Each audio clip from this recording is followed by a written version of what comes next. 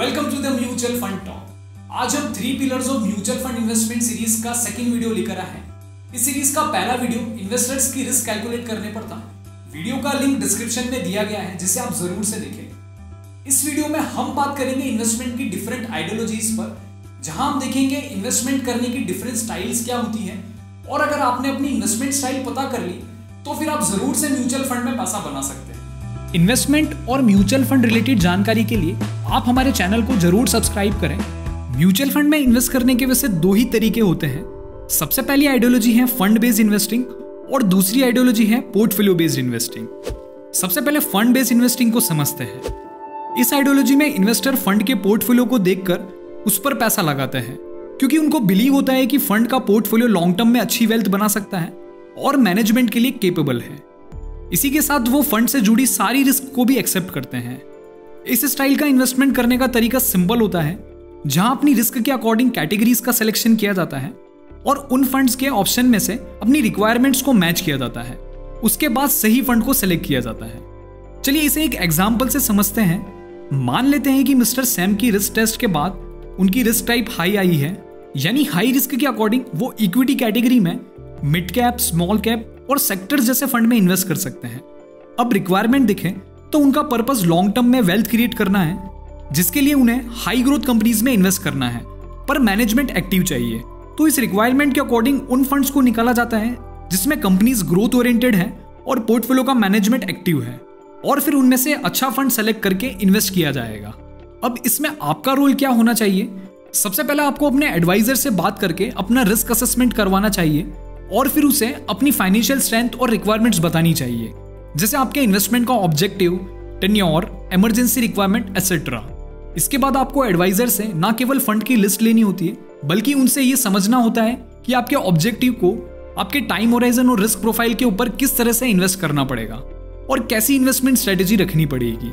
उसके बाद फिर आपको बेस्ट फंड की लिस्ट लेनी पड़ेगी, जिसके लिए म्यूचुअल फंड का ट्रैक रिकॉर्ड, फंड का पास्ट परफॉर्मेंस, करंट पोर्टफोलियो और फ्यूचर में अच्छी परफॉर्मेंस का प्रोजेक्शन जैसे फैक्टर्स कंसीडर किए जाते हैं।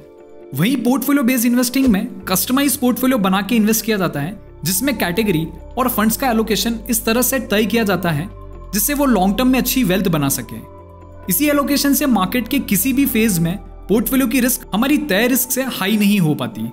यानी फंड बेस्ड इन्वेस्टिंग में तो फंड की रिस्क को प्रेफरेंस दिया जाता है और पोर्टफोलियो बेस्ड में हमारी रिस्क को प्रेफरेंस दिया जाता है।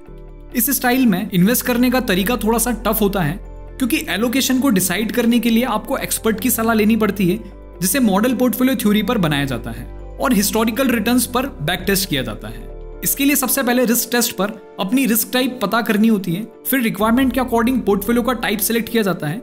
सिलेक्शन के बाद उसमें कैटेगरी और फंड्स का एलोकेशन डिसाइड किया जाता है। पोर्टफोलियो बेस्ड इन्वेस्टिंग की परफॉर्मेंस को देखने के लिए पोर्टफोलियो के ओवरऑल रिटर्न्स को बेंचमार्क से कंपेयर किया जाता है। इसमें इंडिविजुअल फंड्स को प्रेफरेंस नहीं दी जाती है। चलिए इसे एक एग्जांपल से समझते हैं। मान लेते हैं कि रिस्क टेस्ट पर मिस्टर सैम की रिस्क मॉडरेट निकल कर आती है, जहां उनकी मैक्सिमम लॉस का टॉलरेंस लेवल 15% है और नेगेटिव रिटर्न्स को वो 1 से 2 साल तक टॉलरेट कर सकते हैं। तो उसके लिए उन्हें एक बैलेंस पोर्टफोलियो बनाकर इन्वेस्ट करना पड़ेगा, जिसमें कैटेगरी का एलोकेशन इक्विटी और डेट फंड्स में इस तरह से निकालना पड़ेगा कि मार्केट के किसी भी नेगेटिव फेज में पोर्टफोलियो के नेगेटिव रिटर्न्स 15% से नीचे ना गिरे, और कैटेगरी में मॉडरेट रिस्क वाले फंड्स को सेलेक्ट करना पड़ेगा जो कैटेगरी में कंसिस्टेंट परफॉर्मर्स हो। इसके अलावा बहुत सी टेक्निकल चीजों का ध्यान रखना पड़ता है, जिसके लिए मिस्टर सैम को एक स्मार्ट एडवाइजर की मदद लेनी पड़ेगी।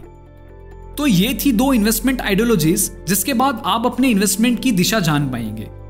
याद रखें, जिस तरह मंजिल तय नहीं होने पर रास्ते की अहमियत खत्म हो जाती है, भले वो रास्ता कितना ही बढ़िया क्यों ना हो, उसी तरह अगर आपको अपने इन्वेस्टमेंट की आइडियोलॉजी क्लियर नहीं है तो कितना ही बढ़िया फंड क्यों ना हो, वो आपके ऑब्जेक्टिव को पूरा करने में असफल रहता है। ये वीडियो इन्वेस्टमेंट आइडियोलॉजी का फर्स्ट पार्ट था। अब सेकंड पार्ट में हम बात करेंगे कि रिस्क टेस्ट में आए डिफरेंट रिस्क के स्कोर्स पर दोनों आइडियोलॉजीज में किन कैटेगरीज और पोर्टफोलियो को सेलेक्ट करना चाहिए। आई होप इस वीडियो से आपको इन्वेस्टमेंट के तरीके पर काफी क्लैरिटी आई होगी। धन्यवाद।